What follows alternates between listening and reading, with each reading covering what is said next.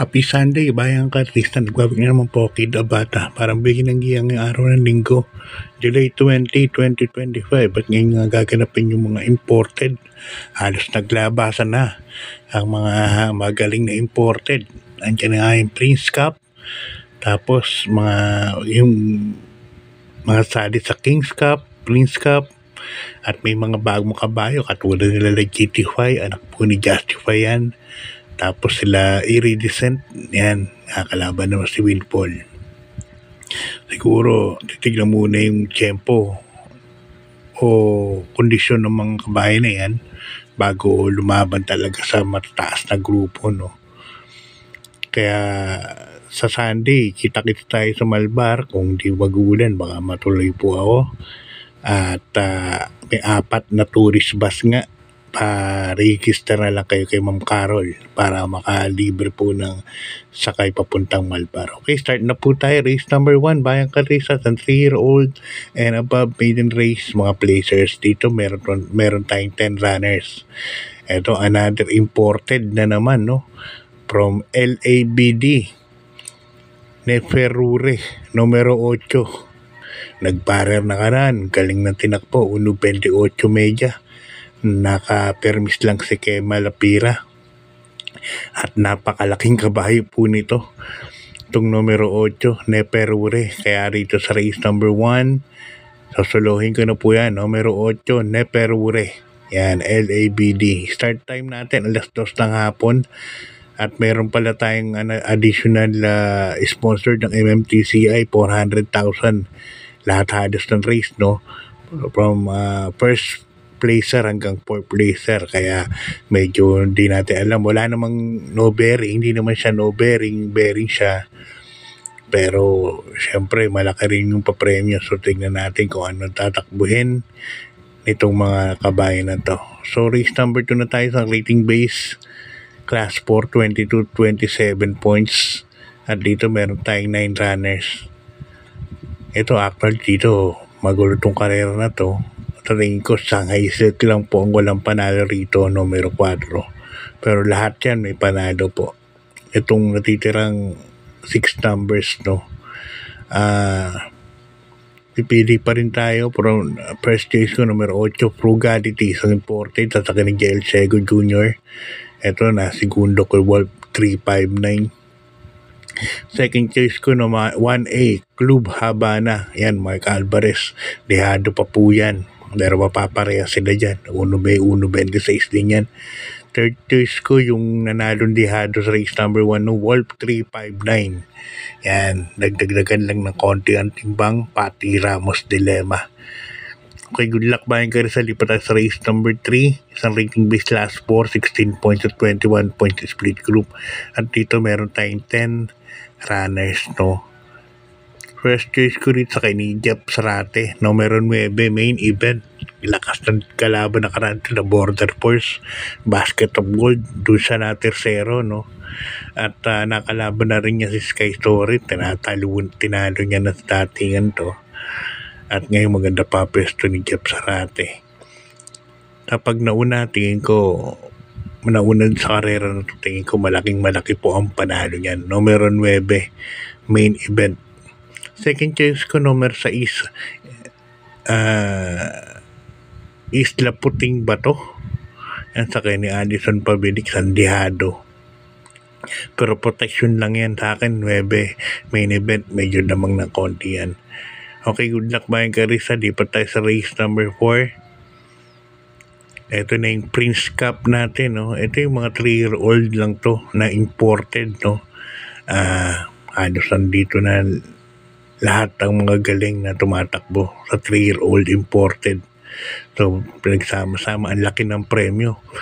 Kinuwenta ko, almost lalabas siya na parang nasa 1.3, 3.1, 3.7, 3.9. At lalabas siya mga 5 million, no?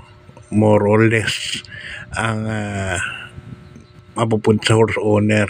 First choice ko rito, kabayan ni Atty. Morales, numero 9, Morally. Yan, Mark Alvarez. Tingin ko makakalaban mahigpit. Numero 1 na rin, Calculus ni Big Boss James Rabano. Sasakyan ng Sarate. Okay, good luck Bayan Karista. Lipat tayo sa main event. Ito 2025 Kings Gold Cup. Yan. Ito naman yung mga 3-year-old and above na imported, 4-year-old and above na imported, no? Mga 4 years old and above to. Itong mga kabayan na to. Sayang nga wala sila Barati, sila Ace of Diamond sa laban na to. Kasi maikli ng karera, 1,200 meters. So, susuluhin ka na to kabayan ulit ni Atty. Morales sa ni Mark Alvarez. Sherbet Fountain, 1,200 meters lang po ang karera. Pabor na pabor po sa kanya. Kung ano, iuna na to. Kung may magpupumilit, mauna kay Sherbet Fountain, kaya naman yan rematihan. Kaya para sa akin, susuluhin ko yun, numero 8, Sherbet Fountain. Good luck Bayan Karista. Lipat tayo sa race number 6. Isang rating base class 4, 34 points to 39 points. At dito meron tayong 7 runners. Yan, bigyan ko kayo ng information. Si Legitify, anak po ni Justify yan.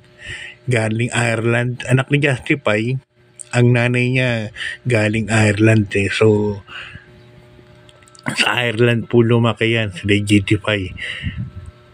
May 6 runs po at isang panalo si Legitify. Nagtala sa barrier natin, 1-11. Medya impresibo rin naman. Pero first case ko rito, numero 5, Iridescent, sa akin ni Jeff Sarate. Sa Amerika naman imported to, galing. Taas ang rating nito. Kasi may mga rating sila no? Pagka 120 umabot, masyado mataas, parang si Barati to. Kaya yan ang first choice ko. Second choice ko rin, veterano rito, Windfall. Tingin ko ito, makuha ng bandera dyan. Okay, good luck Bayan Karista. Lipat tayo sa race number 7 sa rating base last 5, 11 points to 15 points split group. At dito meron tayong 10 runners.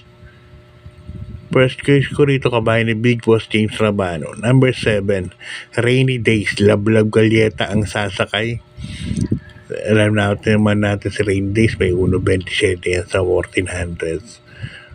Malaki naman ng malaki naman additional price, 204,000. So, pakailaban na rin, no? Numero 7, Rainy Day. Second choice ko, numero 8 na rin, Malibu Princess. At sa ni Joe Edsego. Yan, tingin ko medyo dikit na kalaban ni Rainy Days yan.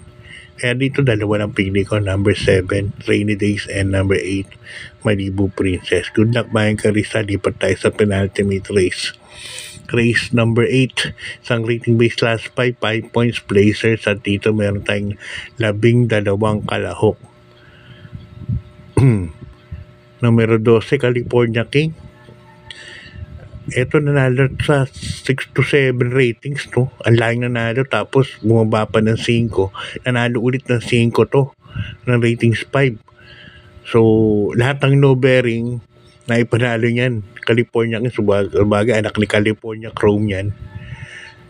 Kaya sa ganitong grupo, tingin ko lutang na lutang po ito, numero 12, California King, kayang gumawa ng 1.28 sa ganitong grupo. Masyadong lutang na lutang po yan. Kung may 1 for the day kanina, Perure, ito pangalawa sa pinaka tingin ko lutang na lutang, numero 12, California King. Para sa akin, solo ko po yan, numero 12, California King. Okay, good luck Bayan Karista. Lipat na tayo sa ating last and final race. Race number 9. Yan, sana hindi masyado mag-uulan sa linggo para maraming po makapanood ng actual, no, sa Malbar. Maraming magandang pakarera ng mga susunod naman sa Jungkook next week. So, sana medyo kumanda panahon. At dito sa last race natin, meron tayong 11 runners, no? Bayan Karista. First race ko rito, numero 10, Spaghetti pababa. Jeff Sarate ang sasakay. Ganda, no? Meron, baba na rin po sa grupo. Ibang ibang laban po ang nilalaban nito, spaghetti pababa. Second choice ko, numero 6 na rin, Megan Maxine. Ito naman si Megan Maxine, nakaraan inaabot lang. So, ngayon, siya pa rin ang napipisil kong bandera dito, si Megan Maxine. Depende lang sa pacing na gagawin ni Poji Hanson. Third choice ko, eto baka bumalik na yung buti ulit. Numero 11, Gabel. Sasakyan ni Jackie J.M. Storke. May 127 din to sa 1400 meters. Okay, Bayang Karista, kita-kita tayo Sunday. Good luck, God bless, and maraming salamat po.